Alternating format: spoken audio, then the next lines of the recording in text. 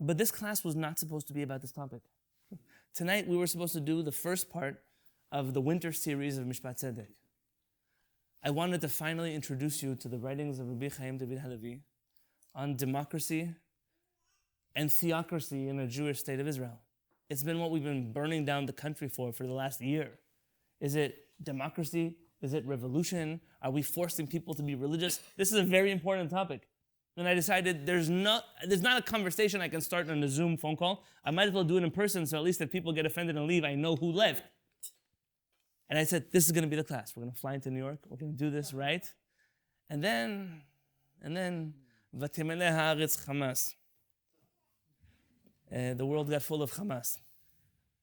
And all of our plans changed. Our plans were changed in a minor way. There are people that are still sitting Shiva right now. There are people that know that soon they're going to be sitting Shiva. There's people, my cousins, our friends, people part of Shiviti, that are on the front lines right now, whether in Gaza, whether in the north of Israel, some of them not only in Israel. This war has brought us to many front lines. And I said, how can I walk into a room and teach a shiur about something that was so relevant a week ago, and it's not relevant anymore, at least not right now? What are we supposed to do? Should we cancel the trip? Part of me said, do I even go to a wedding? Is it right to go to a wedding now? Like, people don't go to weddings during Sefirat HaOmer. And nobody's sad during Sefirat HaOmer. They just pretend to be sad during Sefirat HaOmer. But nobody's actually sad. You ever met a person that's crying their eyes out? The students of Rabbi Akiva? Nobody. Even the 3 weeks, I don't want to say that nobody cares about the Beit HaMikdash, but nobody cares about the Beit HaMikdash. And they still pretend.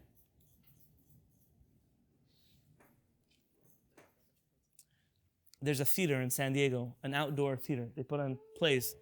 And it's a professional production, but it's open and it's outdoors. And the San Diego airport landing, somebody didn't plan this properly, but the airplanes land right on top of the theater. And so every time, there's 2 chairs. Every time the airplane passes, all the actors freeze. And they wait. It could be a minute, and then they continue in the middle of the sentence, in the middle of a word, exactly where they left off. So we're going to practice that with the train tracks.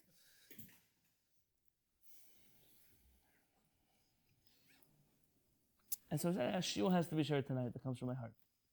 Something that I think needs to be brought up. Things that come inside of me, and the danger of shiurim that come from inside of my heart. A few parts of that danger. First off, you might know a little bit too much of my heart. And some people, they like me because, I can have corn tortillas on Pesach, right? People like me for that, Rabbi Tzadok. Yeah. But then it comes to, but he believes that, never mind. We're done with the corn tortillas on Pesach. The next part is because these ideas are still incubating inside of me. And it's certain that what I shared tonight is a work in progress. And I ask for you to be part of that work. I'm sharing it here because I feel this is a room of people that are friends, that we can share ideas in. And lastly, because I'm not sure that all things that you think have to be taught in public. And so though we're learning this together tonight, there is going to be a recording. I'm not certain what we're going to do with that recording. I guess it depends where we go tonight. So, Adonai Sevadai Tiftach, Ufi Agiti Latecha.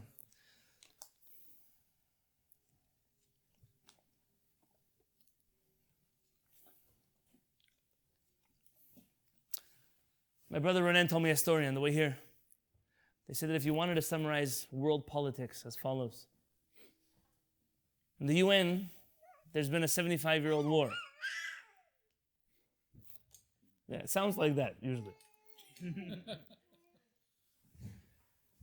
The terrorists want the Jewish people to die. But the Jewish people don't want to die. And the world has a really hard time because nobody wants to compromise. And if you had to summarize our history of the last 75 years, is that people want us to compromise about how we're supposed to die. And let me tell you, Am Yisrael has been dying for 2,000 years. We got bored of dying already. We got over that. We got over the massacres and the concentration camps and the crusades and the slaughtering of women and babies and children and men and old people and young people. We're done with that. That's supposed to be behind us. And for so many people, us included, especially those of us who celebrate the establishment of the State of Israel, It feels like it was supposed to be behind us. Like this was supposed to be a thing of yesterday. We're not supposed to be there now. We're not supposed to still be burying people that are massacred in their beds. Where? Outside of Israel, inside of the borders of Israel. And that caught all of us off guard. I woke up last Shabbat. I said this already in my San Diego shiur. The people who make bad clips on YouTube, they're going to like this one. I carry my phone on Shabbat. Always.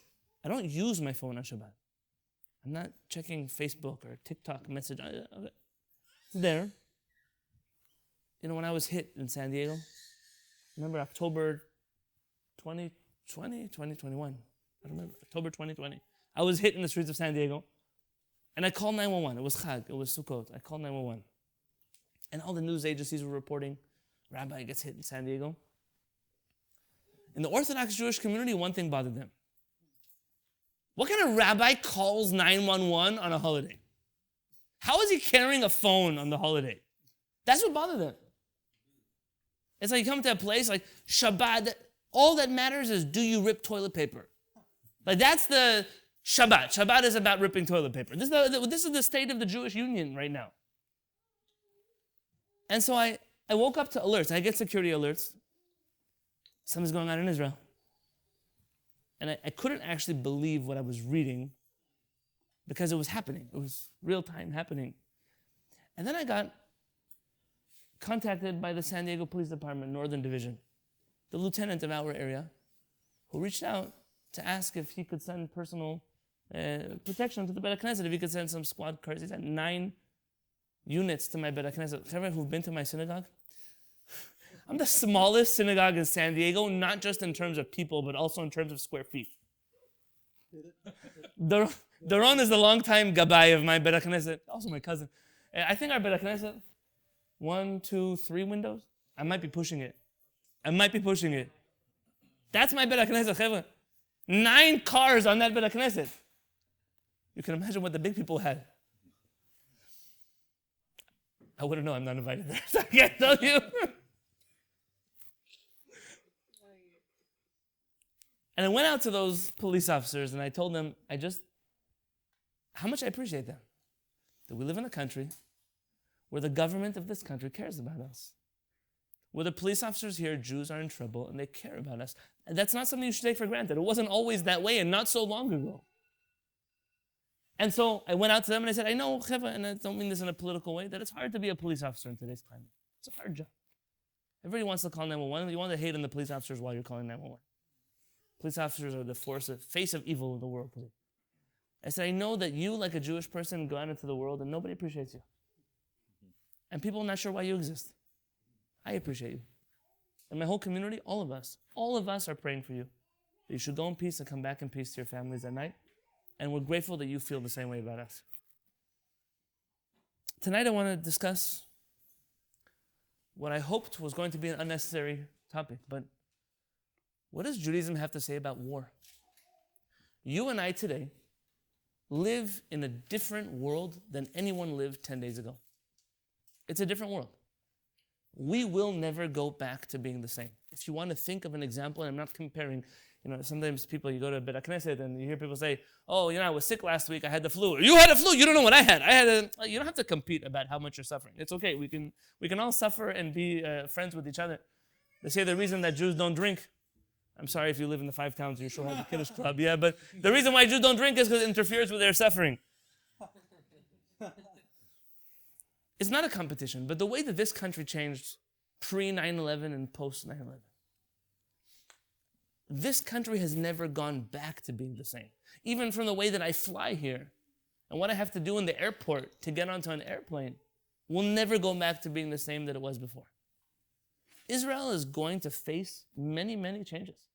I don't even know what they are yet. Israel doesn't know what they are yet. There are questions that everybody wants answers to. Questions that I don't know if we have answers to them. I have a very bad feeling that I didn't press record. Rabbanit, I didn't press record. No? Nope. Now it's recording. No, the video was recording, but the audio wasn't recording. That's okay. Should we repeat the jokes? No, censorship. Censorship. You and I live in a world that will never be the same. The number they say is over 1,300 people that have been murdered. And there's a number. It's a vague number because we don't know yet everyone. And the war hasn't really started yet. It's just the introduction. Today, Tzahal announced 199 confirmed hostages. That's more than the 120 we knew yesterday. And that's the beginning of it. Every single time our boys and girls go into Gaza, they don't come back with the same numbers they went in. Those of you walking in the streets of New York or San Diego or Los Angeles or wherever you are, you realize the climate around us has changed too. Some people come over, we feel really bad. We love Israel, we love Jews, and some people, it's not exactly the conversation they're having with you. And it doesn't matter where you stand, because clearly it doesn't matter. Nobody knows who you are. They still tell you things anyways. We will not go back to being the same. And if we're here, we have to begin to understand, what does our tradition teach us about war? We're always talking about peace. Shalom aleinu, shalom, shalom, salam, salam. All wonderful songs around a bonfire. You're not around a bonfire right now. The world is burning up. And we need a way, how do we think about it? This year was new to me tonight. I've never taught it before. I've taught one or two things from inside of this packet in my life in public. I don't know how long it will take us. If anyone needs to go at any point in time, I understand. You need to go. Hopefully I'll get you a recording, at least half of the recording.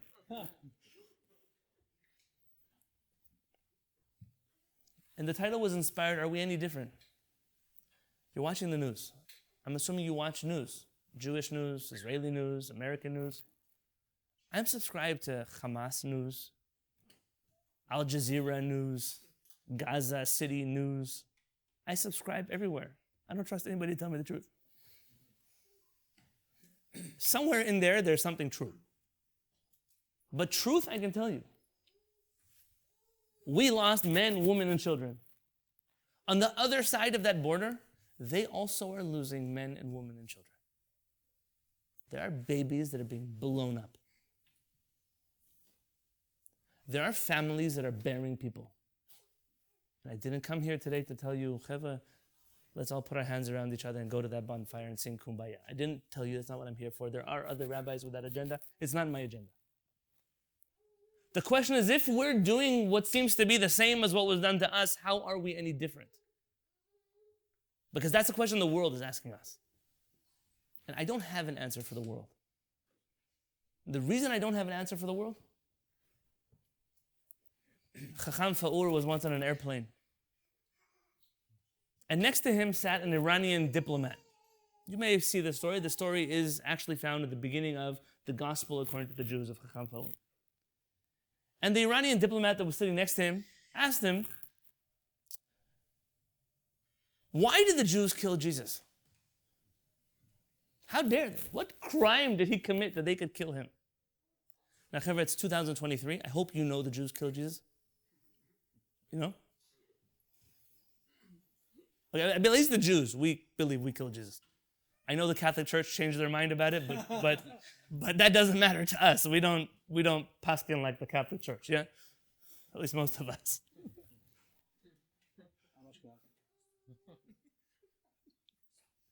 There's another church you got to be worried about.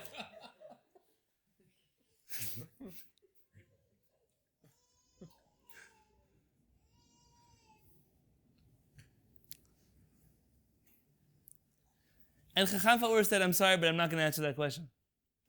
And he said, what do you mean I can answer the question? I'm asking you a question. He said, if you had an Iranian citizen who committed a crime, and I'm sitting here on the airplane and I'm demanding for you to explain to me why the Iranian government executed one of their citizens, what would you tell me? He said, I'll tell you, you've got no right to interfere in internal Iranian government business. He said, exactly right. We are a Jewish nation, an autonomous Jewish nation, who has self-governed since the beginning of our nationhood.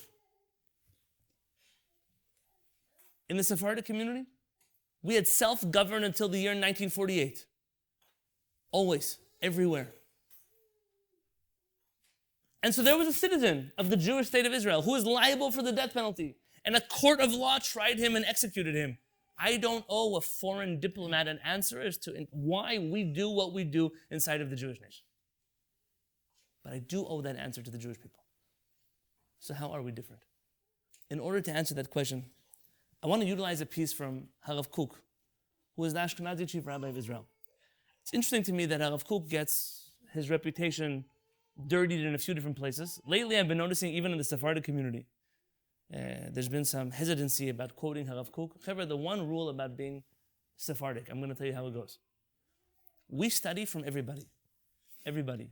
That extends to anybody who is also philosophically Sephardic. When I say we, you've been to enough classes of mine to know, I don't care about ethnically Sephardic people. They could do whatever they need to do. When I get invited to Barekas baking clubs, I don't go. It doesn't interest me. Let's color a chamsa tonight. Do whatever you pagan things you want. Just leave me out of it. When I say Sephardi, I'm referring to a philosophy that many people who are not ethnically Sephardic have embraced over the years, and that's why we have Shiviti. We study Torah everywhere. And if there are things that we don't agree with, we just don't agree with them. Well, everything you study, you have to agree with. If you limit the books that you read to only the things that you agree with, you're not going to read anything. And if that's the case, you should remove all your Facebook friends. We're not purists. Harav Kook was a tremendous Talmid Chacham, a righteous individual that our Chachamim held in the highest of esteem. Are there things we disagree with Harav Kook about? Absolutely. And that's the flip side of the coin. You see, in the camp of Harav Kook, if you quote him and you don't agree with everything he said, now you're a heretic. Hasidim have a similar thing. I was once given a class, I quoted Lubavitcher Rebbe, and I disagreed with something Lubavitcher Rebbe said, and I couldn't have. I was like, wait, how did you go from being a Lubavitcher to being a snag all in one shiur? You know what a snag is? It's a derogatory term for a mitnaget, someone who's non-Hasidic. The definition of mitnaget, people that Hasidim don't like. No, it used to be people who oppose Hasidut. Now it's just people that Hasidim don't like. Because that's how I ended up being a misnagid. I have nothing in this game, no skin in the game. It's very easy for me to respect a person like the Lubavitcher Rebbe and also say, sometimes, what am I going to do? I don't agree with everything that was said. I don't have to. Tonight, I want to share with you this piece. But before we do that, I want you to look at page 2 of this packet that I'm going to hand around. If you don't have it, or there's not enough copies, you're welcome to go to shiviti.org/New York. You could download the source sheet there. It's going to be available till the next Shiviti class.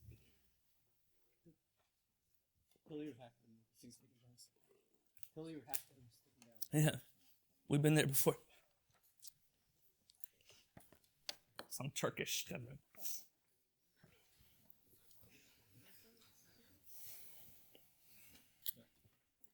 We are used to speaking about our tradition in a way that's very religious, but not very true.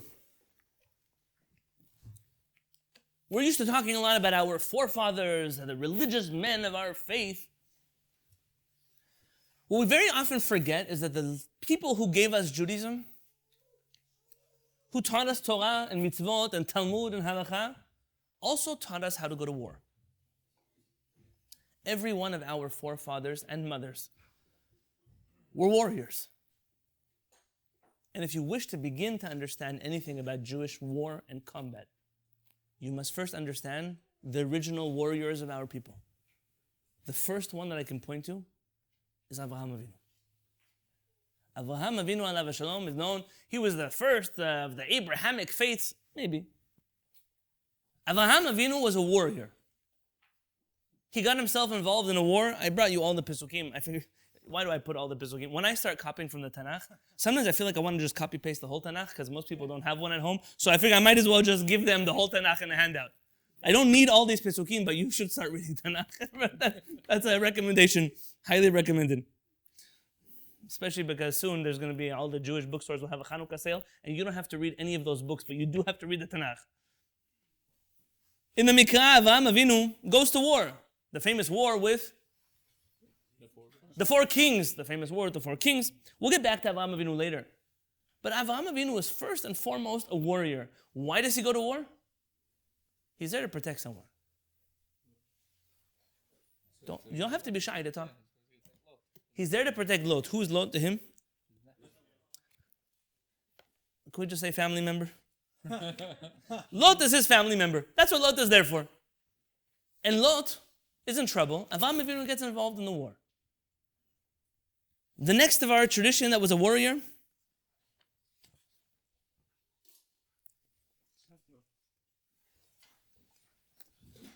was Yaakov Avinu, but I see that I forgot to put his name here. Source number 2. Page 3, source 2. ואני נתתי לך שכם אחד על אחיך אשר לקחתי מיד האמורי בחרבי ובקשתי. And I have given you one portion over your brothers, which I took from the Amorites with my sword and my bow. Listen very carefully, because in the Orthodox Jewish community, people love to learn Tanakh incorrectly. Onkelos, he tells the following interpretation. What is becharbi uvekashti? Onkelos says, bitzloti uveva'uti. With my prayers. I conquered Esav with my prayers. Like in America, my thoughts and prayers. The same idea. My prayers. There are people who go to war, and there are people who pray about war. But he didn't actually pray instead of going to war. He went to war, which is why Rashi makes sure that you know that when Shimon and Levi killed the people of the city of Shechem, do you remember the story? Dinah goes to Shechem, and she gets raped by Shechem ben Chamor. It's a very interesting name. There are some people I also think they should have such a name. Shechem ben Chamor, he takes Dinah. Shimon and Levi, they wage war against Shechem. The people get up to rise up and kill Shimon and Levi, and what happens to Yaakov? Yaakov Avinu, says Rashi, Chagar Yaakov kale milchama kenegdan. Yaakov Avinu girded himself, put on his guns, his swords, his bulletproof vest, whatever he had, and he went out to war to protect his children. Yaakov ish tam yoshev ohalim. Yaakov is a humble man who sits inside of a tent. Yeah, when he needed to, and he could afford it, he sat inside of a tent. But when he couldn't, he got up and went to war. That was Yaakov.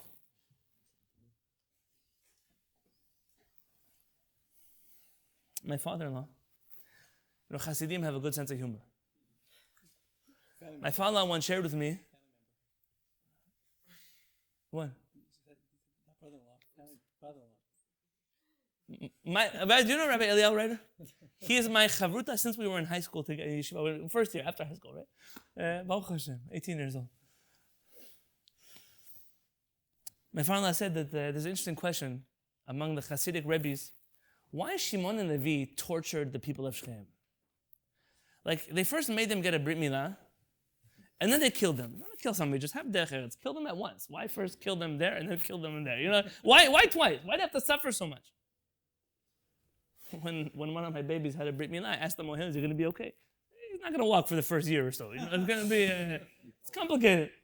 So why did they first give a Brit Milah and then kill him? My father-in-law said the following thing. He said, because if he wouldn't have given the Brit Milah, then the world would be in outrage. How could it be the people of Israel are killing innocent civilians? But the moment he made them all Jewish, then nobody cares if you massacre a whole city. And therefore, the Torah tells us in Bereshit, source 5, Vayisau, Vayhi chitat Elohim al ha'arim asher sivivotehem velo radfu achei bnei Yaakov. They traveled, and the people of Yaakov traveled safely because there was a terror of God that was around them. Why? Because nobody wanted to mess with Yaakov and his children. They were holy people. They were righteous people. But they were warriors, armed warriors. Moshe Rabbeinu and Yehoshua bin Nun. By the way, the Jewish people, when they leave Egypt, do you remember what it says? V'chamushim alu b'nei Yisrael me'eretz Mitzrayim. The Jewish people left Egypt. Oh, very good. Last time I said that, everybody told me, 1/5 of the Jewish people left Egypt. There is a Midrash like that. The Midrash says, V'chamushim, 1/5 of the Jews left Egypt. But the literal meaning of the verse, V'chamushim, they came with their chumashim. What is a chumash? They came with their guns, their swords. They came armed. The Jewish people left Egypt armed. Of course, HaKadosh Baruch Hu was going to come with them, and there was a cloud of glory and pillars of fire, but they didn't rely on miracles. They came out of Mitzrayim armed to the teeth. And Yaakov Avinu taught them to travel that way. Because people should know that I don't mess with Jews. Moshe Rabbeinu had a student, his name was Yehoshua bin Nun. Yehoshua bin Nun, alav shalom, was known as a nar. He was a young man. He never left the tent of Moshe Rabbeinu. He was always studying Torah with Moshe Rabbeinu. Nonetheless, the Midrash tells us on page source 7, Moshe harag leSichon ve'og. Moshe killed Sichon and Og, Melech HaBashan. He killed them. Ve'Yehoshua sheloshim ve'echad menachim. And Yehoshua killed 31 kings of his enemies. Yeah, sure, they were studying Torah. That's true. But they also knew how to not study Torah when they couldn't afford it. Otniel ben Kenaz. Know this name? Sometimes I pull out names from the Tanakh. People ask me, is that a Jewish name? Yes, it's a Jewish name. Otniel, the son of Kenaz, he was the brother of Kalev. He took Achsa. So, look at the Gemara, what it says here. The Gemara uses this verse here. And it says, who was Otniel, the son of Kenaz? Otniel, the son of Kenaz, b'matnitin tana, it was taught in the Baraita. 1,700 kalin v'chamurin ugzerot shavot v'dikdukei sofrim nishtakhu b'mei evlo shel Moshe. When the Jewish people were mourning for Moshe, the first thing that happened is their Torah knowledge was damaged. Everybody relied on Moshe Rabbeinu. Anything you need, you ask Moshe. Now what happens when you don't have Moshe? What do you do then? They didn't have letters of Moshe Rabbeinu to flip through. So what do they do then? They didn't know. They lost halachot. Until Amar Rabbi Abahu, Af al pi ken, nonetheless, Hecheziran Otniel ben Kenaz mitoch pilpulo. Otniel ben Kenaz, from his brilliance in Torah knowledge, he came and he restored all of those halachot. He taught them those halachot. He's a tremendous Torah scholar. There were two famous Ashkenazi rabbis in the generation before the Holocaust. One wrote a book called the Shagat Aryeh, otherwise known as Shagas Aryeh. The other one wrote a book called Sefer Seder Hadorot HaShamayim. One was a book of Jewish history. And the other one was a book of the deepest pilpulistic understanding of the Talmud. And they once met each other in a hotel. And the Baal Shagat Aryeh was a little bit like, hi, storytelling rabbi. Nice to meet you. That was his attitude. Shagat Aryeh was a big rabbi. They say, the book is called The Roar of a Lion. They said if you saw him, you really looked like he was going to roar at you like a lion. And the author of the Seder HaDorot, he was like a little offended. I invested time in writing this book. Why are you treating me that way? And so the Baal Shagat Aryeh says, listen, it says in the Talmud that one day the Jewish people will forget the Torah. What are you going to do about it? He says, well, what are you going to do about it? He says, my book of Torah is so sharp that like Otniel ben Kenaz, when the Jewish people forget the Torah, it's going to inspire them and they're going to use their brains and remember the whole Torah. He said, what about you though? He said, me, with my stories, the Jewish people will never forget the Torah. Otniel ben Kenaz, though he was a warrior, I feel like I missed a source here that told you he was a warrior, but he was a tremendous Talmid Chacham. Shaul HaMelech, I'm jumping around Tanakh a little bit. Shaul HaMelech was a special king, and I know that in Jewish history we kind of give him a bad reputation because of his relationship with David. And it's true, there are questions that we can ask about his relationship with David HaMelech. I think if you were in Shaul HaMelech's place, you would probably fail miserably at treating David HaMelech any better than Shaul treated David HaMelech. Not to mention that David HaMelech was also his son-in-law. And if you know anybody's father-in-law, they already failed, like Shaul HaMelech. Shaul HaMelech and Yonatan, his son, were two tremendous warriors of the Jewish people. When Shaul HaMelech was chosen as king, the Nevi'im tell us that it was because he was the shampoo. Mishichmo v'mala. He was head and shoulders above the people. That's where the phrase comes from. Head and shoulders doesn't just mean he was a tall guy. It also means he was a person of stature.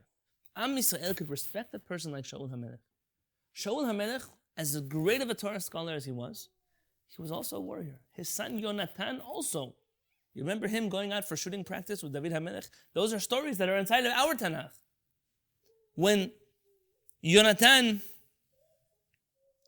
and Shaul died, David HaMelech, probably one of the most moving pieces of the whole Tanakh. If you want to sit down with your Tanakh and read these Pesukim, the eulogy of David HaMelech. He says some beautiful things here. Vaykonen David, source 10, et hakina hazot al Shaul vayonatan beno. David lamented this eulogy over the passing of Shaul and his son Yonatan. Pasuk 22. All the sources are going order, chronological order. So just look for 10. Midam chalalim, mechelev giborim, keshet Yonatan lo nasog achor, v'cherev Shaul lo tashuv rekam. From the blood of the slain, from the fat of the mighty, the bow of Yonatan did not turn back, and the sword of Shaul did not return empty. These were not just warriors, but they always won. They were always victorious.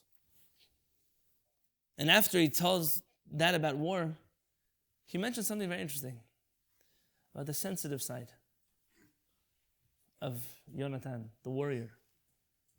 And he says about him, Ech naflu giborim betoch hamilchama. How could such brave people die in this war? Tsar li alecha achi Yonatan. I'm suffering. I'm so hurt because of your loss, my brother Yonatan. Na'amta li me'od. You were so pleasant for me. Nifla'ata avatcha li me'avat nashim. The love that we had, even the love between a man and a woman can't compare with that love. Ech naflu giborim ve'yovedu kli milchama. How have the mighty fallen and the weapons of war perished? Every one of our soldiers that died in this last 10 days, you could say those pesukim over them. How much we love them, and how tragic it is that we cry over them. David HaMelech himself, that I'm sure you know, was a warrior. David HaMelech is known by the Navi Shemuel as Ne'im Zemirot Israel. Sometimes you'll see Sephardic singers, they sign their name, Nun, Zayin, Yod. Ne'im Zemirot is the pleasant one, the pleasant singer of Israel. David HaMelech was a pleasant singer. I never heard him sing, but he wrote many songs. So assuming that he was a pleasant singer. So pleasant that our Chachamim tell us only his songs will be sung in the Beit HaMikdash. Nonetheless, the Talmud tells us the following about him. Kshaya Yoshev, source 12, V'osek b'Torah, when he sat and studied Torah, Haya me'aden atzmo ketolat, he was humble and soft and gentle like a worm. Uvsha'a sheyotze lemilchama, but when he had to go to war, Haya makshe atzmo ke'etz, he became hard like wood. David HaMelech knew when to be sensitive, when to be kind, when to be compassionate, when to go to war. And about that, we have an example. David HaMelech killed 800 people in war. And he came back upset at himself why he didn't kill 1,000. Because the Pasuk says you should kill 1,000. Why did he only succeed in killing 800 enemies and he let 200 of them get away from him? It bothered him. The same David HaMelech who writes Tehillim was a warrior. And not just any warrior, a warrior who wanted to take more blood. I know this is not the way they taught us about these forefathers in Hebrew school. I get it. But that's why we grew up now. And that's why those solutions of the teachers in Hebrew school for what is the future of the Jewish people have never worked. And why we must begin to look at our Judaism a little differently. On page 5,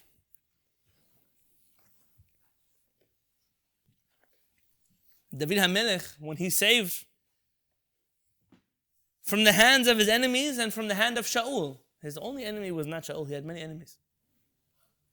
David HaMelech writes, Erdefa oivai v'ashmidem v'lo ashuv ad kalotam. I've pursued my enemies and I've destroyed them and I didn't turn back until I completely wiped them out. David HaMelech gloats in how he tramples over them and destroys them and erases them from the face of this earth. He doesn't restrain himself in battle. When one battles evil, that's how you battle evil. David HaMelech, I'm sure you prayed here on Friday night or in your Beit HaKnesset on Friday night. מזמור שיר ליום השבת, טוב להודות לאדוני, ולזמר לשמך עליון, להגיד בבוקר חסדך ואמונתך בלילות. Then we say in the pasuk, בפרוח רשעים כמו עשב, ויציצו כל פועלי אבן, להישמדם עד עד. When evil rises, Bifrach reshaim kemo esef. When you see evil in the world rise, David HaMelech says, what do you do with evil?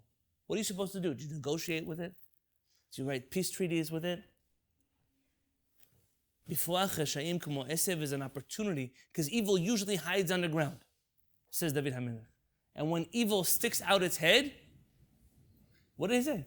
What are the words? They only came out of their holes, so HaKadosh Baruch Hu gave us permission to destroy them from the earth. This is the same David HaMelech who writes songs about love, about beauty, my brother Yonatan. But when he has to go to war, he goes to war. Because life isn't always roses.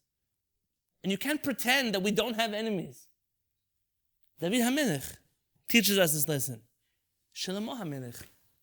Shlomo HaMelech, we don't have records of him going to war. That's precisely the reason why our rabbis say that David could not build the Beit HaMikdash, but Shlomo could. But in the lifetime of Shlomo HaMelech, look at the Pesukim from Melachim. In the lifetime of Shlomo HaMelech, I'll read it in English.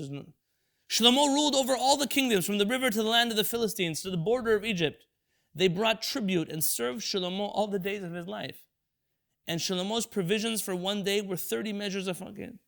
For he had dominion over all the region on the side of the river, from Tifsah to Gaza. Occupied territory. Over all the kings on this side of the river, and he had peace on all sides surrounding him. What happened when he had peace? Vayishev Yehuda Yisrael lavetach, ish tachat gafno v'tachat te'enato midan v'ad Be'er Sheva, kol yemei Shlomo Shabbat. That the Jewish people were safe. Why were they safe? Because the Shlomo HaMelech ran his country. He had a strong military force that controlled everywhere that he could look. And the Jewish people paid the price of, they had safety. They had safety. Because people knew that Shlomo HaMelech had a military force that you wouldn't mess with. And so they didn't mess with him. And the Jewish people, that's what you say in the prayer, Yehuda Yisrael Shkon Lavetach. It comes from here. The people of Israel should dwell in security. I think it's in the prayer for the United States government. It's these Pesukim. Devorah HaNevi'ah, Yael. You see, I wanted to put more sources. I didn't get a chance to finish my source sheet today. Devorah, the prophetess, such a beautiful person.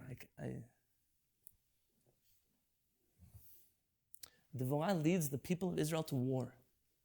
To war. She writes songs about war. The same time Devorah sits humbly under a palm tree. Our rabbi say, why was she sitting under the palm tree? So, some say tzniut. What's the other reason? The palm tree has one long trunk. Only at the top it separates. Devorah wanted the Jewish people to remember we're all one people. So we have our differences. We split, but the separations between Am Yisrael are very superficial. I was once in a minyan. I could tell you, I'm going to get in trouble. It was a conservative minyan I went to. It was a Shiva house. I was there. You know the only difference in that minyan and the Ashkenazi synagogue, not so far from me? The same Siddur. Different printing press. Same tunes. Same one. Exactly same tunes. That's all the same thing. The difference? In the Orthodox one, the Teva faces that way. In this one, the Teva faced this way. Over that, you're going to make different denominations of Judaism? That's what's going to keep us separate? There's a Beit Knesset I once heard of that we're going to make a merger. And the merger broke over which direction you're going to open up the Hechal. Does it go from right to left or left to right? Because these are important. They're very important things. That's the palm tree. We're divided on very superficial things. The same Devorah leads the Jewish people to battle and wins. Yael. Yael. Just the name Yael, by the way.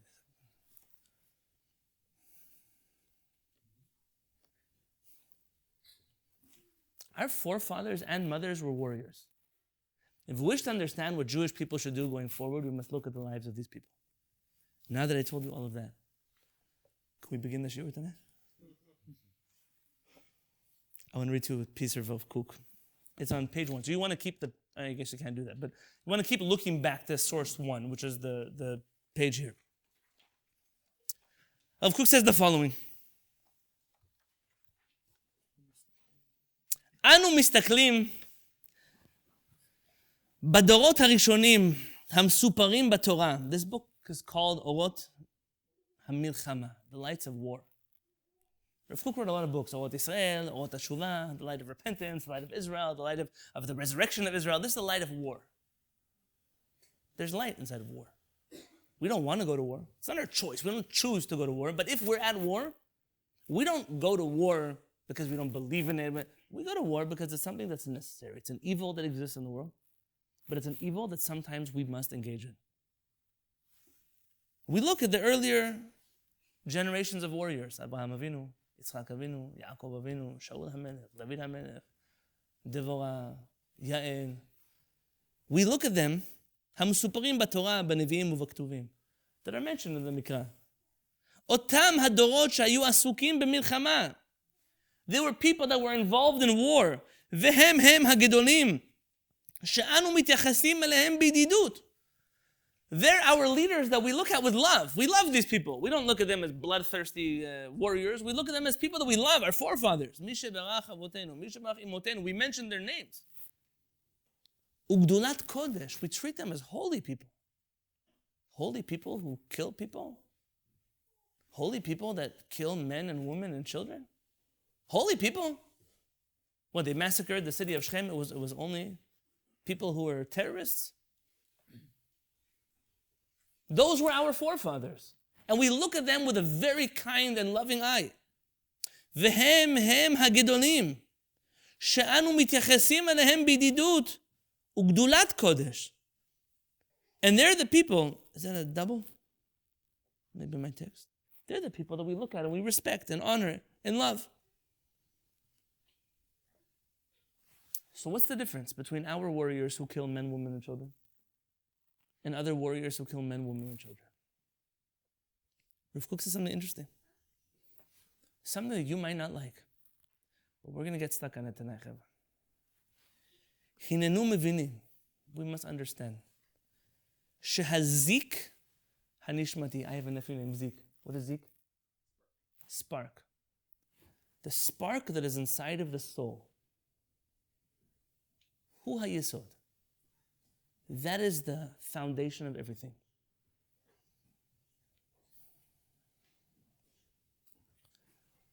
Remember a man in the Torah named Pinchas? Pinchas does something pretty gruesome. Something that our rabbis tell us that if he would have asked the Sanhedrin permission, would they have given him? No. He did it anyways. And then he was given the reward of Beriti Shalom, the covenant of peace. Pinchas is the zealot, but everybody wants to be Pinchas. All the zealots of the world, they're Pinchas. They're burning down people's cell phone stores. They'll be rioting on Shabbat. They're throwing rocks at Israeli soldiers. They're all Pinchas. That's who they are. Pinchas. Pinchas ben Elazar ben Aaron HaKohen. He's quoting peaceful people. Who's Aaron HaKohen? Ohev Shalom, loves peace. Ohev Shalom, pursues peace. Ohev et HaBeriot, loves people. Mekarvan la Torah, bring them close to the Torah. Why do they mention about Pinchas? Because he was the exception. He was not a warrior in his nature. He wasn't a person who liked to kill people in his nature. He went against his nature. Let me explain to you. We have the Jews that throw rocks at people, the Jews that scream at people. Those Jews, if they were Christians in a different generation, they would be crusaders. And if they were Muslims in another country, they would be jihadists. And if they were Mongol, they're just violent people. That's what they are. When they do violence in the name of Torah, they're not doing it as Torah people. They're doing it as violent people who found a way to indulge in their violent tendencies through the Torah. That's not the warriors of our Tanakh. Avraham Avinu, Yaakov, Ish Tam Yoshev Ohalim. What does he want to do? He wants to sit in his tent and study Torah. Rambam writes in Laws of Mashiach that our Chachamim lo nitavu, they only wanted to sit in Eretz Yisrael and just be Jewish. That's all they want. They want to conquer the world. They don't want to convince everyone. They just want to do their own thing. But if you're not going to let me do my own thing, what does the song say? Al tira Yisrael, ki gur ariyah lo ata. When a lion roars, who's not going to be afraid of a lion who roars? Am Yisrael is a lion. We don't prefer to be the lion who just, plays with his friends. But if we have to be the lion who goes to war, we're going to be a lion who goes to war. That's the only difference, my friends, is why do we go to war? Do we go to war because we like to kill people? Does it make anyone here feel good to see pictures of babies in body bags from the enemy's side? By the way, if it does make you feel good, you're a sick person. The few Jewish people who sent me pictures, look what we're doing. You're sick people. We're at war. War is ugly. War is never good. But sometimes war is necessary. And every time we go to war, it doesn't matter which war. When we fought the Nazis, we dropped bombs on people's families and their babies and their cribs, and we did all of that. Because at the end of the day, you need to stop the Nazis. It doesn't make anybody happy. But sometimes you have to do what it takes. Says Rav Kook, unless you're willing to examine the soul of the warrior of Israel, it all looks the same. It all looks the same. But I don't expect somebody from outside of the people of Israel.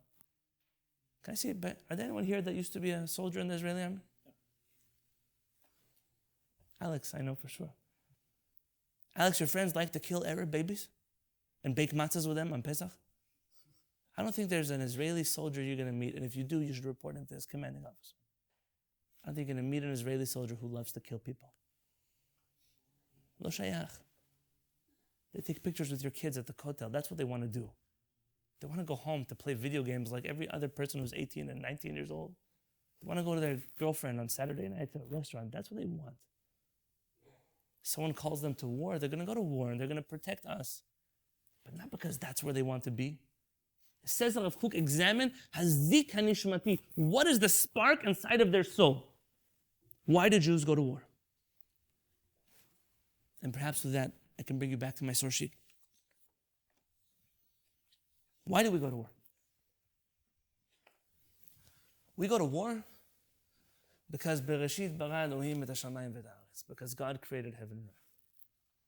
And the first commentary of Rashi on the Torah, and maybe it's not his first commentary, but it's the first commentary we have of Rashi on the Torah.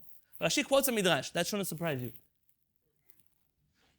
But the reason he quotes a Midrash is very important.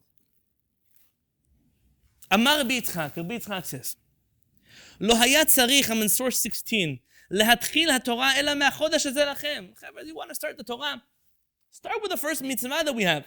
The mitzvah of Rosh Chodesh. Who needs Bereshit bara stories? I need stories. Rather, why did he matam padach Bereshit? Why did we start with Bereshit? Because in Tehillim, David HaMelech says, Koach ma'asav higid la'amo, latet lehem nachalat goyim. HaKadosh Baruch Hu explained to the Jewish people how the world works. How does the world work?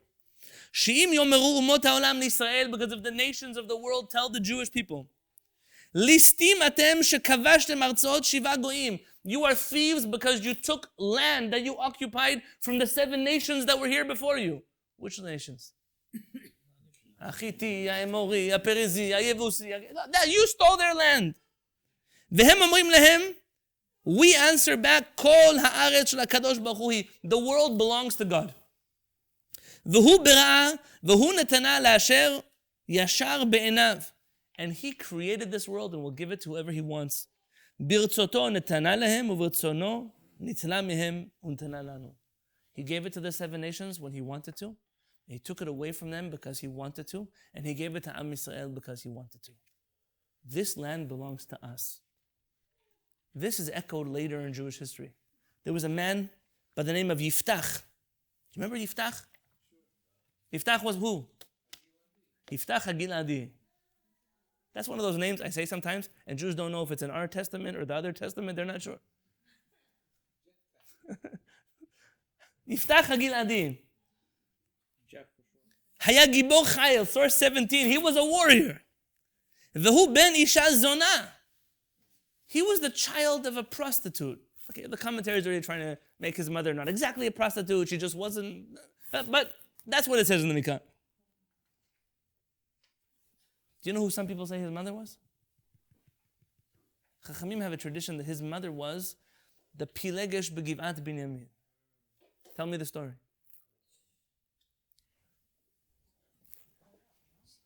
I'm looking at you. I know you know your books. Okay, who wants to tell me the story of Pilegesh Begivan? The one that was brutalized and attacked. There was a civil war in the Jewish people. And it happened over a woman. It's a really ugly story. They ended up cutting up her body into pieces and sending one piece to every tribe of Israel. The Jewish people went to civil war, massacred each other. He was the son of that lady, according to our rabbis. In his family, nobody respected him. He was the one with that mother. And then at a certain point in time, he's still a brave soldier. The Jewish people need him. And because they need him, they appoint him as their leader. And he even tells them, well, you didn't look at me my whole life. Now I'm somebody to you? He said, well, we need you. Ever been used before? He's being used. Yiftach HaGiladi, and usually people bring this story because they focus on the end of the story with his daughter, and I'm not interested in that story right now, of Yiftach HaGiladi and his daughter. Yiftach HaGiladi has an interesting interaction because he's at war with the people of Ammon. And he doesn't understand why the people of Ammon hate him because he never did anything to the people of Ammon. You know, sometimes you have enemies, you know what you did to them. There are other people who hate you, but you have no clue who they are or why they even think about you. And so in verse 12, Vayishlach Yiftach malachim el melech bnei Ammon le'emor. Yiftach sent messengers to the people of Ammon, the king of Ammon, to say, Mali velach ki bate elai lilachem b'artzi. What do I have wrong with you that you're fighting with me in my country? Vayomer melech bnei Ammon el malachei Yiftach. He answers back the messengers of Yiftach, Ki lakach Yisrael et artzi ba'aloto mimitzrayim. The Jewish people stole my land when they came out of Egypt. Me'arnon ve'ad hayebok ve'ad hayarden ve'ata yeshiva ethen b'shalom. I want you to give me back my land, and then there'll be peace. History always repeats itself. It's not our first rodeo. It's just the first time that people don't know Tanakh. Vayosef od Yiftach vayishlach malachim el melech bnei Ammon. So Yiftach gets the message. He sends back more messengers. Vayomer lo ko amar Yiftach. This is what Yiftach told us to tell you. Lo lakach Yisrael et eretz Moav et eretz bnei Ammon. We didn't take your land. Okay. It continues. Ki ba'alotam mimitzrayim. Because when we came out of Egypt, Vayelech Yisrael b'midbar ad Yam Suf v'yavo Kadesha, and we came to the desert, and we wanted to come through your land, and I'm going to summarize, and you didn't let us come through your land. And so we went around the countries that didn't let us go inside of them, until we came to your country. What happened? V'lo he'emin Sichon et Yisrael over b'gvulo. Sichon didn't trust us that we were just going to walk through his country, or even on the border of his country. V'yesof Sichon et kol amo. Sichon gathers all of his nation. And so he waged war against us to protect his borders. You know, it's like a Pringles box. Once you start, you can't stop. You started war. We didn't want war with you. You started war with us. And guess what happened when we went to war with you? We went to war.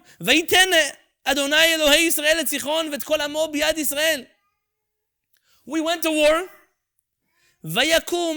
We conquered your land. That's true, we did, because you waged war against us. We're sorry that we won. Not sorry. We didn't take your land. You lost your land.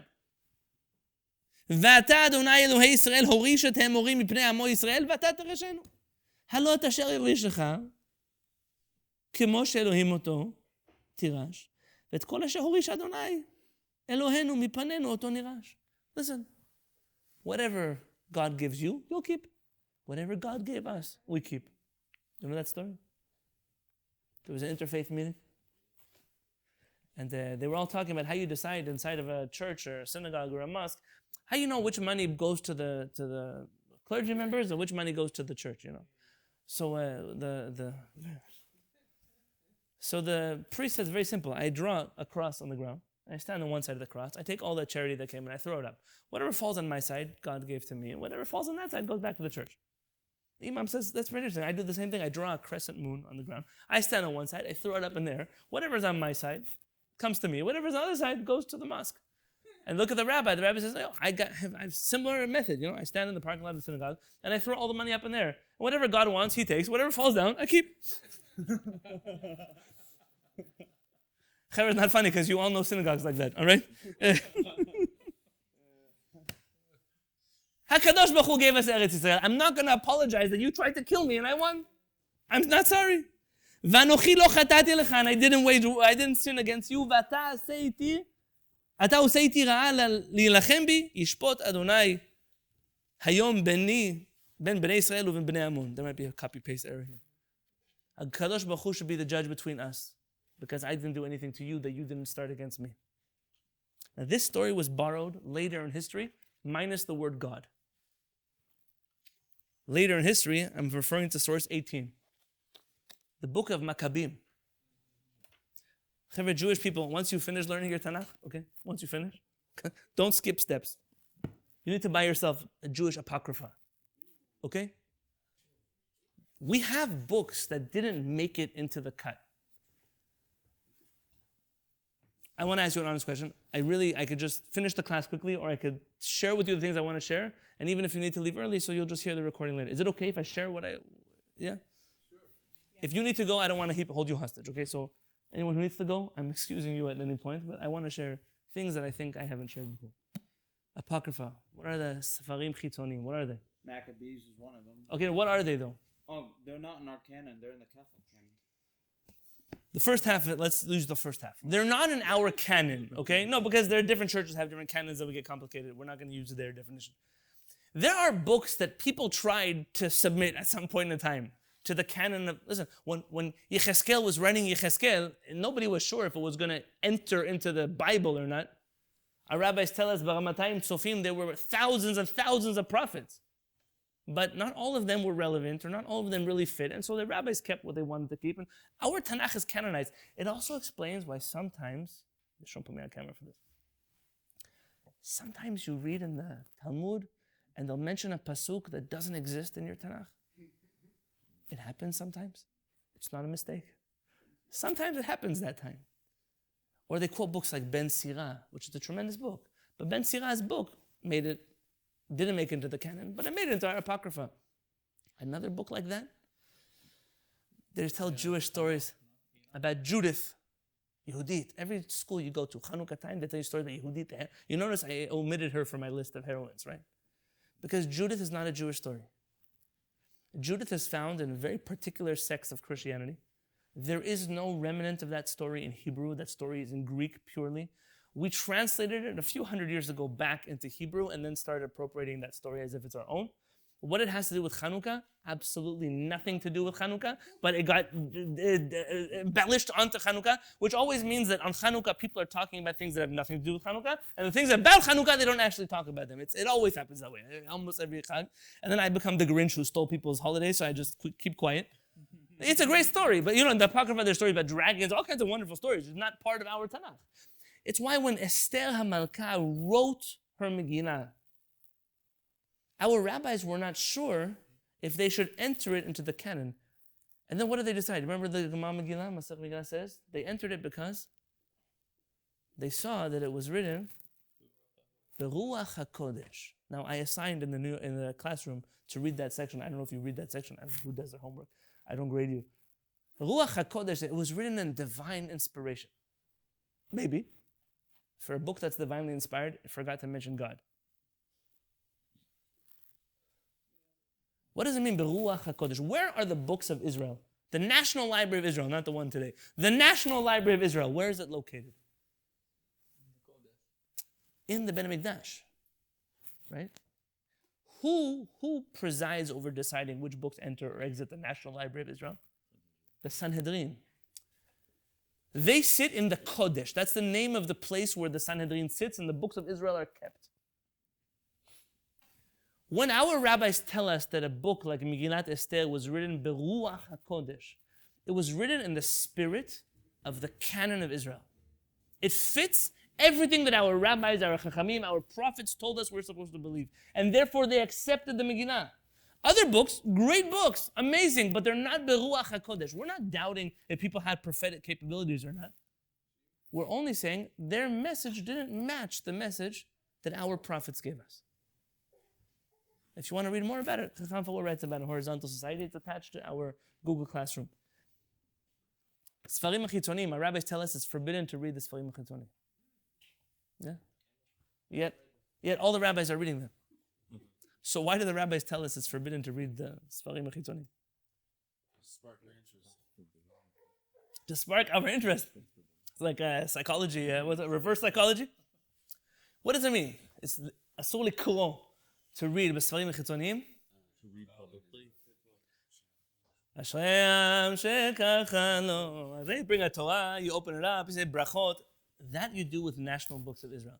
Asher bachar b'nviim tovim v'ratza b'divreim. Even when you're reading about really bad people in that neviim, you still say a bracha over it. The words of the Sfarim HaChitzonim, you can read them in your house. You can read them in your. You don't read them publicly in the Beit Knesset. They're not part of the readings of the Jewish people. They're not part of our canon. This book of Maccabim, there's a Maccabim 1, Maccabim 2, Maccabim 3. There's even a Maccabim 4. You do with that 4 what you want to do with. 1, 2, and 3, they're very different stories, Cheva. The nice part of Maccabim 1 is mostly a history book. Very little religion in that book. Mostly just history of why the Jewish people even rebelled against the Greeks and why we have the Maccabees. In the generations of the Maccabim, you have the famous Maccabee was?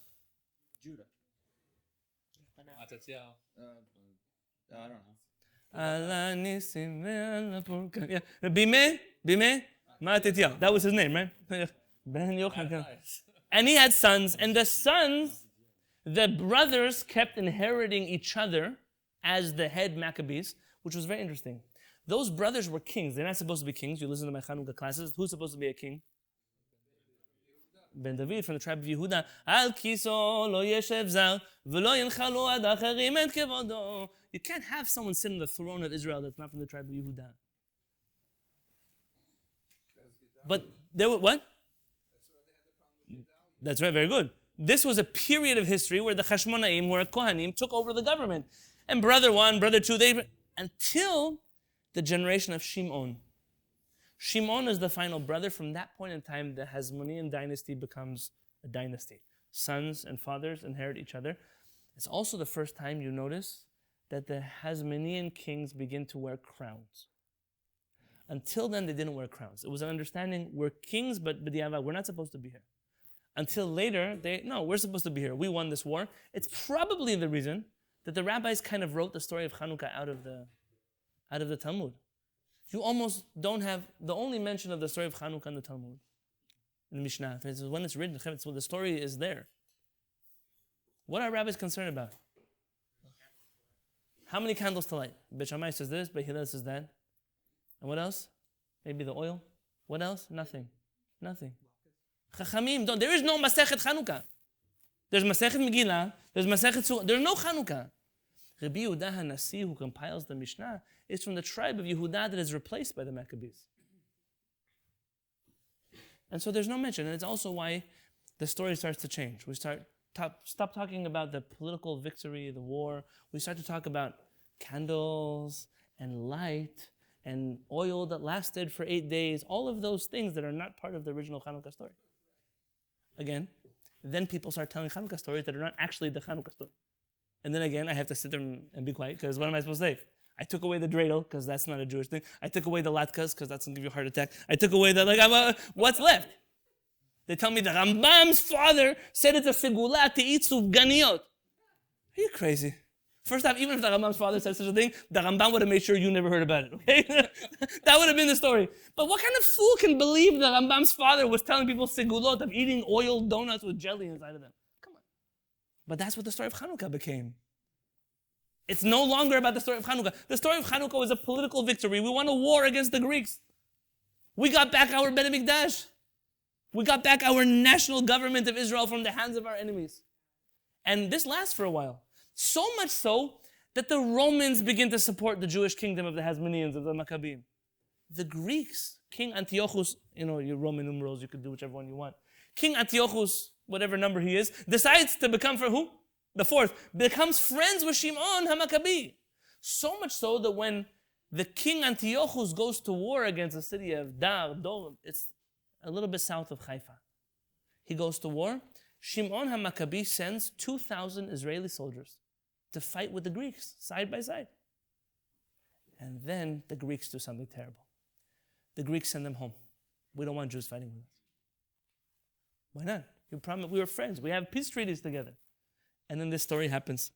Turns out the king Antiochus IV, he was a little bit jealous of Shimon HaMaccabi. Why? Let's read together. We read in English because I'm not even sure who wrote the Hebrew or where the Hebrew's from. Page 9. He sent to him, you read that name, Athenobius, one of his friends, to confer with him, saying, you hold control of Joppa and Gazara and the citadel in Jerusalem. They are cities in my kingdom, says King Antiochus. You have devastated their territory. You have done great damage to the land.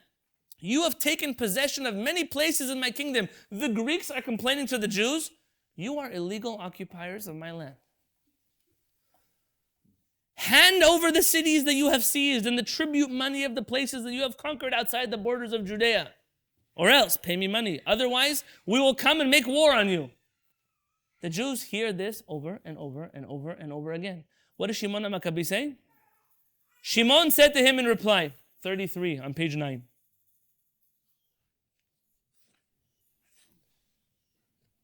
We have neither taken foreign land nor seized foreign property, but only the inheritance of our ancestors, which at one time had been unjustly taken by our enemies from us. Now that we have the opportunity, we are firmly holding the inheritance of our ancestors. Shimon is quoting Yiftach HaGiladi. He's just not mentioning God here. We have. This land is ours. I will not apologize to you for owning the land of Israel. We lost that land because we weren't strong enough. And now we got it back. And I'm not going to apologize for it. Reason number one that we go to war. It's our land. It's ours. You can't take away something from me that belongs to me. I can't illegally occupy somewhere that is mine.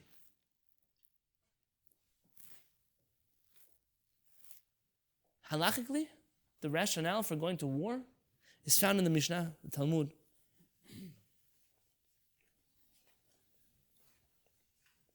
Someone breaks into your house. No, I don't know about New York. Don't fall. It's not a New York law. Okay, I don't. The only place worse than California with these laws is New York. If someone breaks into your house in the middle of the night, which of your friends breaks through your window in the middle of the night? Really drunk ones. The assumption is that if someone's breaking through your window and they don't have the code to your front door, they don't have the keys to your back door, they don't have the remote to your garage, it's because they're not your husband or your wife, your girlfriend, your boyfriend, your mother-in-law, your father. There's someone that you don't want in your house. And so when they come into your house, they only came to steal. They didn't come to kill you. You can kill them. Halakha says, En lehem damim. They don't have blood. They don't matter. You can kill them. Why can you kill them? Says the Mishnah. Nidon al shem sofo. We kill him based on what he might do at the end, not what he came to do now. This is the famous source of the halakha. Haba leholgecha, hashkem leholgo. If someone comes to kill you, you don't wait for them to try to kill you. You don't give people opportunities to kill you. You kill them first. Hashkem. You kill them first. What do you mean? I can kill them first. But they didn't actually try to kill me yet. I'm not sure they want to kill me. Cheva, there are certain people that have made their intentions towards you clear. Even though they didn't try yet, but you can kill them first. If that was said about an individual who's sitting in his bed, I tell a story about a Jewish guy who was having a really bad month. He lost his job. His wife used up all his savings. His kids, they need to pay tuition at the school. He can't afford the Jewish school, even when he has money. Now, for sure, he doesn't have money. He can't afford it. In the middle of the night, he hears someone break the window downstairs in his house.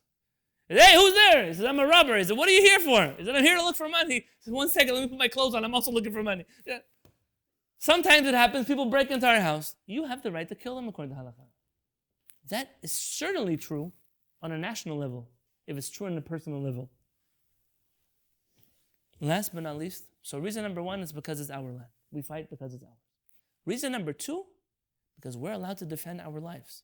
And we're allowed to be proactive in defending ourselves instead of reactive. That's a halakha that permits us to kill people first. And the last is really a tangent. Is it worth taking the tangent? Harav Uziel. I'm going to tell you now something that is brazen. All who study the writings of Harav Kook and ignore the studying of Harav Uziel will never understand for the life of them anything that these two giants had to say. They're not the same person. They disagree vehemently on many, many things. But Rav Kook and Rav Uziel are best friends. They're two peas in a pod. They're a yin-yang. They're everything you can imagine of two people who operated with each other. The Sephardic chief rabbi and the Ashkenazi chief rabbi prior to the founding of the State of Israel. In fact, Rav Kook couldn't get a job in the Ashkenazi community in Jerusalem because nobody liked him. The Sephardim made him a job. There's been a Sephardic chief rabbi in Israel for almost around 400 years. And the Ashkenazi chief rabbi, it's an office that didn't exist. Until Rabbi Yaakov Meir, the predecessor of Rabbi Uziel, gave him the job. He said, I'll make an office for Rav Kook. If the Ashkenazim won't hire him, we'll hire him. And he made an office, chief rabbi of Israel. The Ashkenazi chief rabbi of Israel. Now they have conversations that they want to get rid of the chief rabbis because they don't have two prime ministers, a Sephardic one, Ashkenazi one. They don't have two mayors, a Sephardic. Maybe we should get rid of the two chief rabbis. And I'm of the opinion, yeah, but here it's not fair because usually when they say get rid of the chief rabbi, the first one to go is going to be the Sephardic one. And it's interesting because the Sephardic one was there first. It's kind of like Lulinaz, I can't say it on camera. Source 20.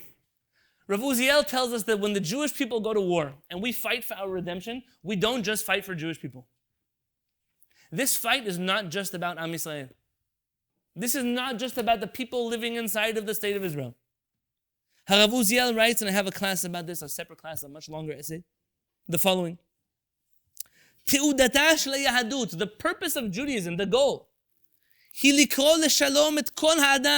is to call to peace to every human in the world. All of the nations, all of the nationalities, all the countries. All of their, every country, every state, every place in the world. Geulat Yisrael eina geula atzmit. The Jewish redemption is not a selfish redemption. Listen to that sentence where people tell you, we want Mashiach now and all the nations of the world will be our slaves. What a stupid thing to believe. We want a Mashiach so we can oppress the people the way they've oppressed us for these thousands of years. That's what you want a redemption for? We want redemption because we want redemption for the whole world. If we're going to be free, it's only because we want the whole world to be free. אבל היא גאולת כל האדם. We come in the name of Judaism to free all human beings. ממלחמותיו, from their wars המרובות והמשקלות, from their devastating wars. מעבדותו לדעות זרות ואמונות תפלות. We come to save the world from their superstitious and primitively oppressive faiths. Religions that oppress their followers. וממלכות עריצות. We come to save people from tyrannical kingdoms. או לצביעות דתית מזויפת, or even worse, of religious clergy members who are hypocrites and cause them to suffer. אין היהדות שואפת לשינוי סדרי העולם וערכי החיים, אבל שאיפתה הגדולה היא לבטל השלטונות המדינית והדתית שהיא עושקת ורוצצת. We don't want to change the whole world, we do want to change something about the world. We wish to free all people on this earth from oppression. וזו שעתידה להיבטל בימות המשיח אינה רק לגבי ישראל, אלא כלפי כל האנושיות כולה. When our rabbis tell us that in the future, when Mashiach comes, אין בין העולם הזה לימות המשיח כי אם שיבוד מלכויות בלבד. The only difference between now and the redemption is the oppressive governments that oppress the Jewish people. Says Rav Uziel, it's not just the governments that oppress the Jews. We, the Jewish people, are here to free the world from all governments which oppress them anywhere where they are. Rabotai, if you're thinking of Israel, we've been suffering from our enemies for 75 years. Alongside that, our cousins, Ishmael is our cousin, has been suffering from those governments also. When we go to war, ena geula atzmit, we are not selfish. We don't go to war to wipe out a race, to wipe out an ethnicity. We go to war to wipe out any oppressive regime that exists in the world. That's the goal, the spiritual mission of any Jewish war.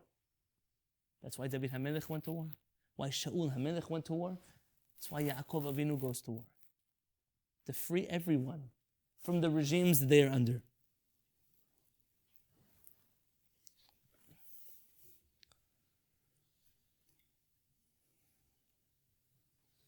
That type of war, says Rav Uziel, will bring peace. Peace between humans and humans. Peace between human beings and God. Peace between heaven and earth. Says Rav Uziel on page 11 in bold. From this warfare and this belief and this type of peace, ממנה נמשכת ההכרה בצדק החברותי התכוף והמוחלט לכל אשר נברא בצלם. We, the Jewish people, and our swords is raised the banner that every human being who was created in the image of God deserves tzedek chevruti. What is that? Translate. Don't be scared. I know it's a cliche word in today's world. Social justice. Every human being on this earth deserves freedom. Hatachuf v'hamuchlat. We demand that every human being in the world, everyone, not just Jewish people, immediately and decisively are given their freedoms. V'she'eino nidche mipnei kol davar acher. That there's nothing else in the world that is greater than the freedom of human beings. Tzedek she'eino yodea kol psharot v'viturim. And we demand a righteousness that does not allow for any type of treaties, that allows for no type of compromise. We demand absolute and immediate freedom for all members of the world. Olam bli tzedek uvli kedusha elohit hi tzura mechoeret umavhila. A world without this type of righteousness, without this type of divine justice, is a world that is frightening and disgusting. When we go to war not just for ourselves. We go to war because the whole world is looking at Am Yisrael. What do you do with evil? You're God's people. What does your God tell you you should do with evil? Do you allow evil to exist just in a diminished fashion? Do you allow people to be tortured and killed and abused and raped only sometimes? Are you okay with that? You ambassadors of God in this world, are you fine with it? And the world is going to have to be fine with it too. And then that can happen in China, and that can happen in Africa, that can happen in the United States of America. Or is Am Yisrael going to take a stand and demand that just like we want freedom for ourselves, we demand freedom for all members of this world, and we will risk our lives to fight for it on behalf of all of humanity? Because let's be honest, America doesn't move warships into the Middle East because they care about Ashkelon. Some Israelis have never been to Ashkelon. Britain doesn't think of sending warships to the Mediterranean Sea because the fish and chips are better over there.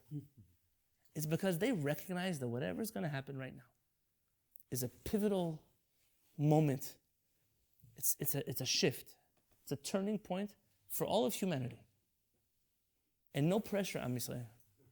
But the world is looking at you to figure out what is Jewish people, what is a Jewish army, what does a Jewish nation inspired by God do when it has the opportunity to eradicate evil? Is it going to be one more peace treaty? One more ceasefire?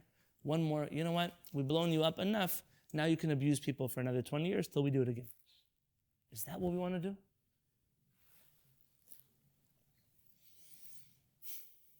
Avigail. A lot of Tanakh tonight, I didn't mean to. Avigail. Avigail is a brilliant woman. Avigail has a husband named Naval. Naval, you only slept 3 hours last night. You can sleep now. Naval, he's got a little bit of a sichsuch with David HaMelech. Okay, things are not so great over there with David HaMelech. And David HaMelech decided he's wiping out Naval. He's going to go kill him. So Avigail, who's Naval's husband, decides to go stop David HaMelech from killing her husband. And she does the following thing. She comes to him, she gets off her animal, she speaks to him. But later in history, David and Avigail marry each other after Naval is dead. Not because of David. Avigail, by the way, is one of the holiest women in our tradition. In every Sephardic synagogue you go to, when we bless people, we bless them. Mishabach imotenu, who blessed our mothers, our holy and pure mothers. Who yivarech, should bless, we say, Sarah, Rivka, Rachel, Leah, Miriam HaNaviah, Miriam the prophetess, Avigail, and Avigail, Esther HaMalka, Queen Esther, Bat Avichail, the daughter of Avichail. We mentioned those women for a reason. Avigail stops David HaMelech from committing career suicide. And she tells him one thing, David HaMelech, remember what Rav Kook said? Remember your soul? You're not a killer. You don't kill people over petty things. You go to war on behalf of Am Yisrael. You go to war, but not for petty things. You go to war on behalf of HaKadosh Baruch Hu. And so she tells him the following words. She says in Pasuk Chavchet, Sana lefesha amatecha, please forgive me. Ki aso yaseh Adonai la'adoni bait ne'eman, ki milchamot Adonai nilcham. You, David HaMelech, you don't go to regular war. You only fight the wars of God. Don't stoop down to the human level. Revenge.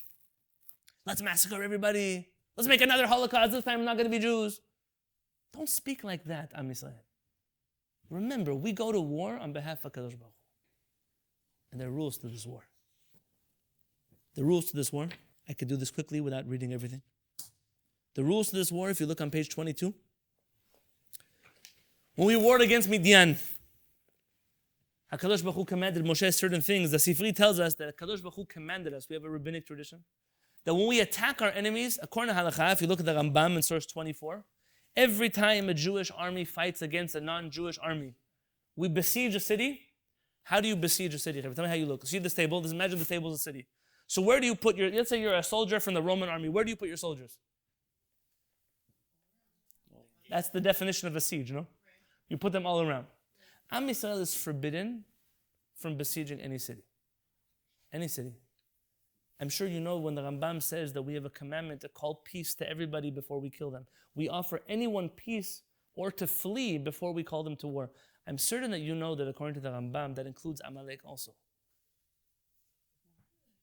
I'm certain that you know that those of you who struggle with, do we kill Amalek? How do we wipe out Amalek? I'm sure that no one ever told you that we offer Amalek an option to either join the Jewish people or run for the mountains, but we don't wipe out Amalek that way. It's a halakha in the Rambam. Look in the Rambam. And the next time the rabbi says, well, sometimes some mitzvot are uncomfortable. It's a stupid thing to tell somebody. We offer people citizenship in Am Yisrael, even people of Amalek. The descendants of Haman taught and studied Torah in Bnei Brak. But some of them are still there. Sorry. I couldn't hold it back. What am I supposed to say? Yeah?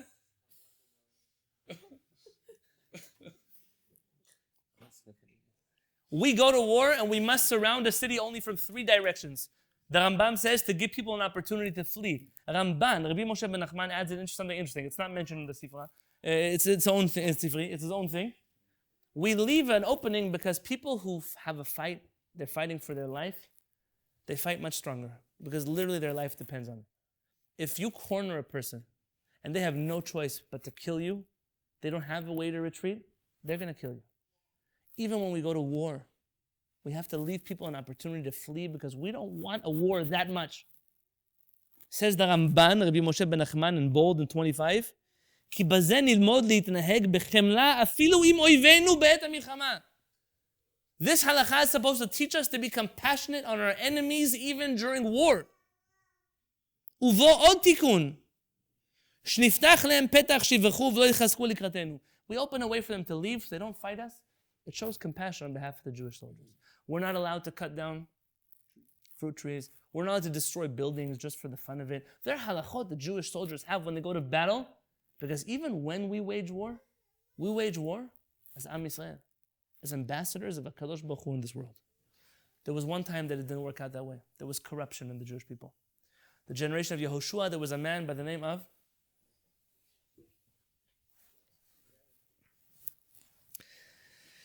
Source 26. וימעלו בני ישראל מעל בחרם, ויקח Achan ben Karmi. That's his name, Achan ben Karmi.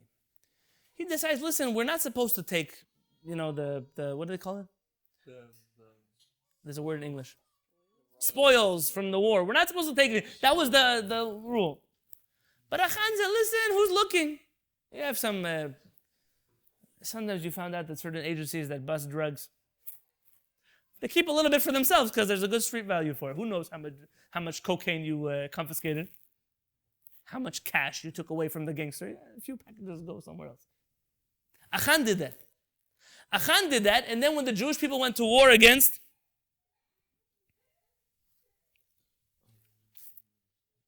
Ai, that's the name of the place. They go to war and they lose. We lost our soldiers in that war. And Yehoshua falls on his face and he begins to cry. And HaKadosh Baruch Hu tells him on page 13, why are you crying, Yehoshua? It's your fault that you died, not my fault. I didn't kill you, you guys killed yourself. Yehoshua realizes something's wrong, and he goes to the soldiers, I need you to tell me the truth. Who here took against the will of Hashem? And out comes Achan. And Achan says, I took it because I really wanted it. I wanted to keep some stuff for myself. And what does the Jewish army do to him? We execute him.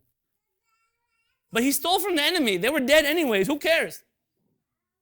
Because it's not about you, Achan. It's about the reputation of Am Yisrael in the world. It's about the reputation of the God of Israel in the world.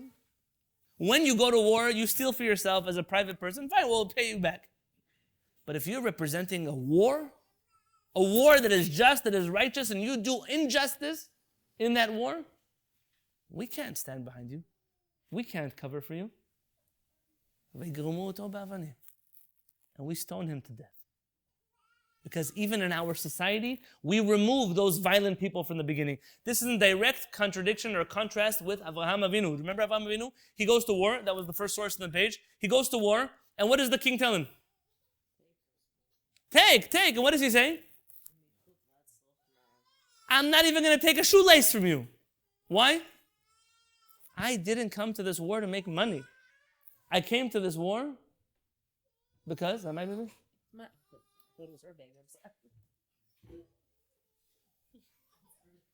I came to this war because I'm here to protect my relative Lot.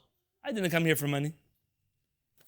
And that's why in source 27 and 28, the Rambam tells us that when a soldier enters into war,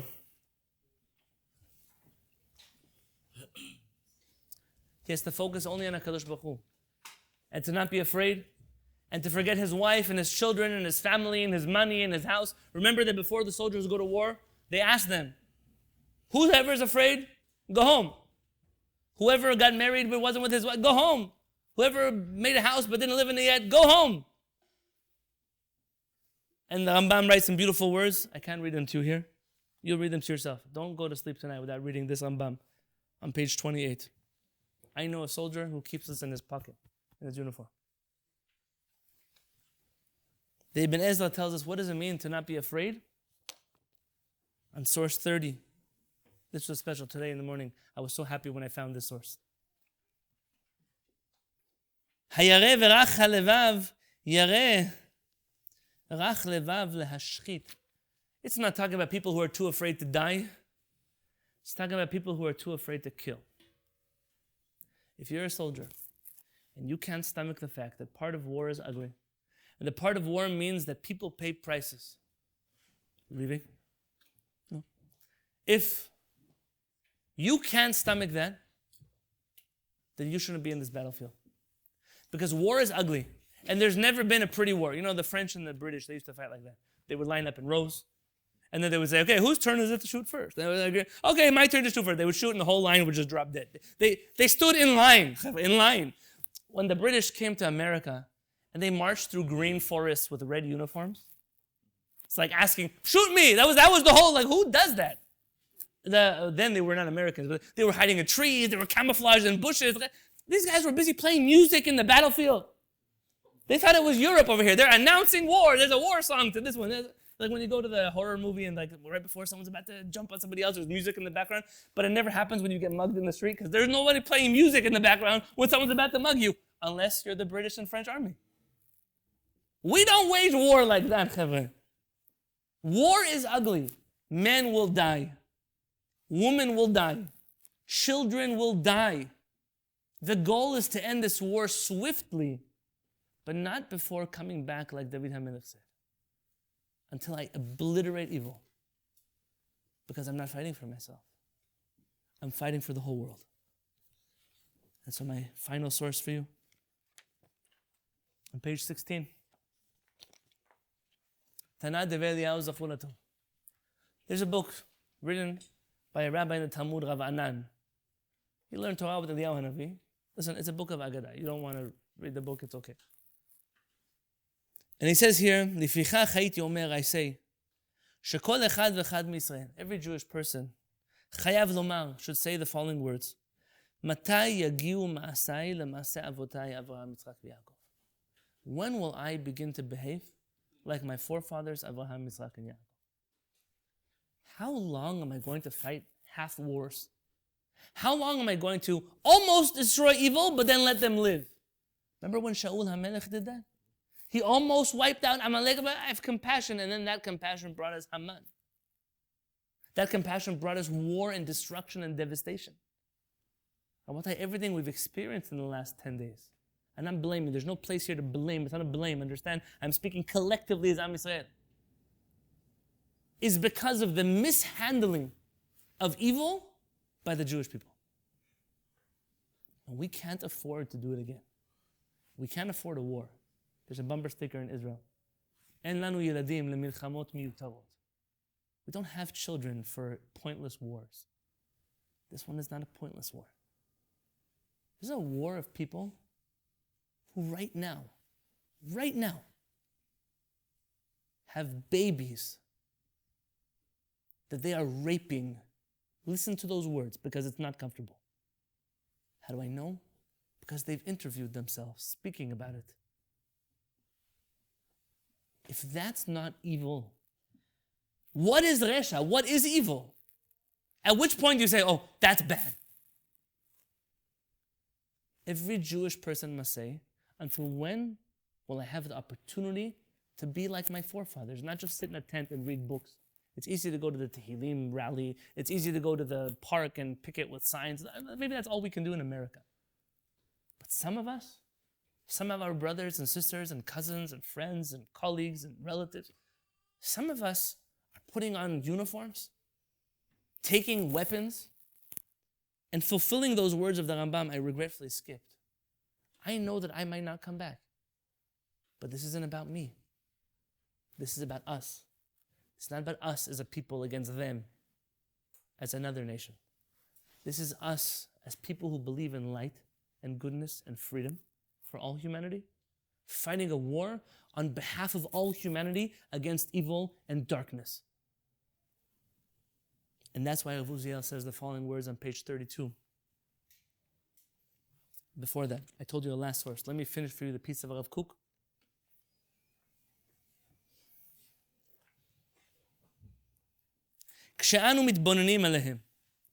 When we think about them, about our forefathers, and we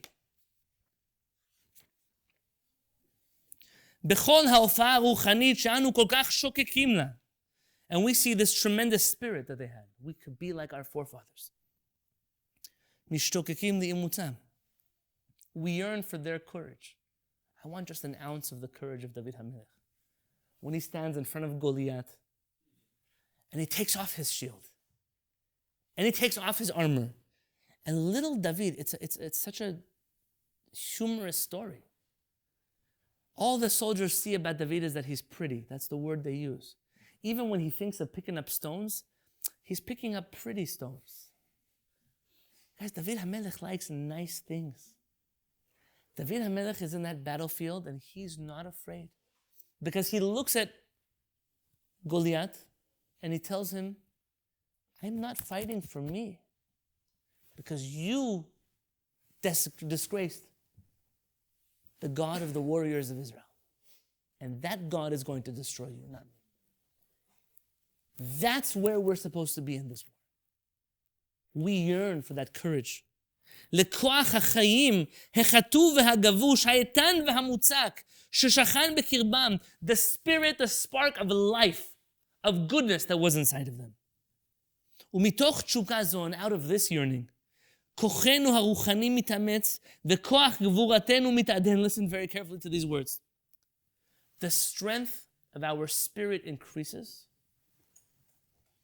and the strength of our, physical courage is diminished. We go to war as strong people spiritually, weak people physically. We go to war not wanting to kill. We go to war wanting to bring light. And if we have to kill to bring light, we will. But we don't go out of vengeance. We don't go out of screaming in the streets, nekama, let's take revenge. That's not why we're at war. We're at war because our spirit is getting the best of our body. Our spirit tells us we can't afford not to fight this war. ואותן הנשמות החזקות חוזרות לחיות בנו כימי עולם. And those spirits, I'm not talking about ghosts here, that spirit of courage, the spirit of being a warrior, but also being David HaMelech, who's also humble, of being a Yaakov, who also ish tam, of being Yehoshua, lo yamush mitoch ha'ohel. When my students were drafted to the Israeli army, their ceremony was at the Kotel. And their commanding officer handed them a rifle. That's their English word for it? It's a rifle? Yes, A rifle. And a Tanakh, an Israeli army issued Tanakh. In the words of our Chachamim, Sifra v'Saifa, a book and a sword. And he blesses them with the following words. I pray that you should only have time to sit and read books. That's what we pray for. We want peace.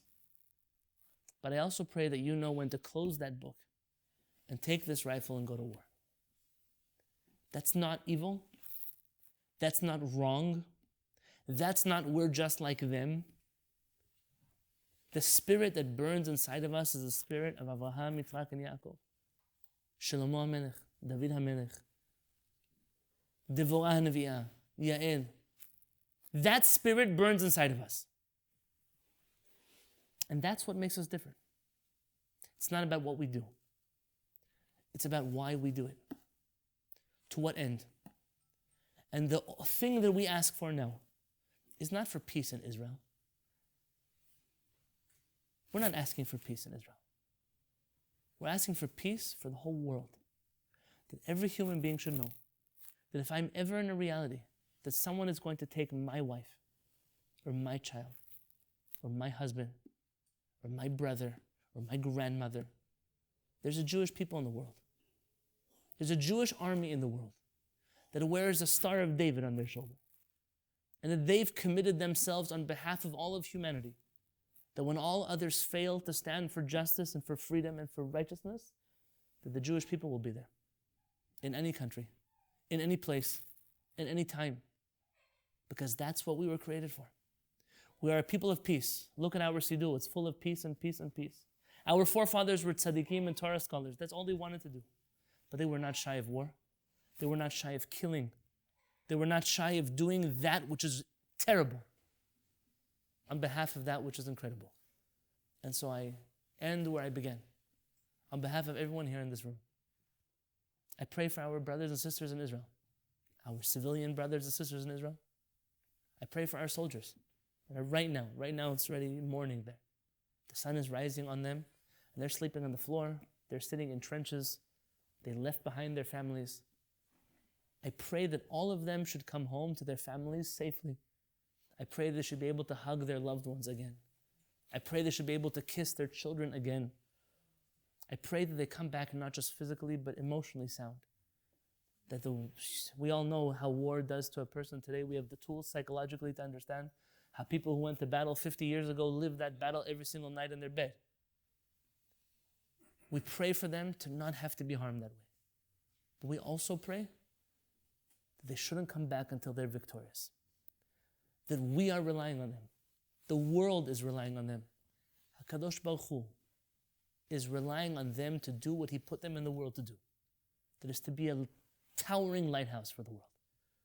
Bifroach reshaim kemo esev, vayetzitzu kol po'alei avel, lihishamedam adei ad. We're not coming back from this battle until we destroy evil at its roots. Because then the world will be a beautiful world, not just for us, but for them, for the whole world, for all of humanity. Bezrat Hashem.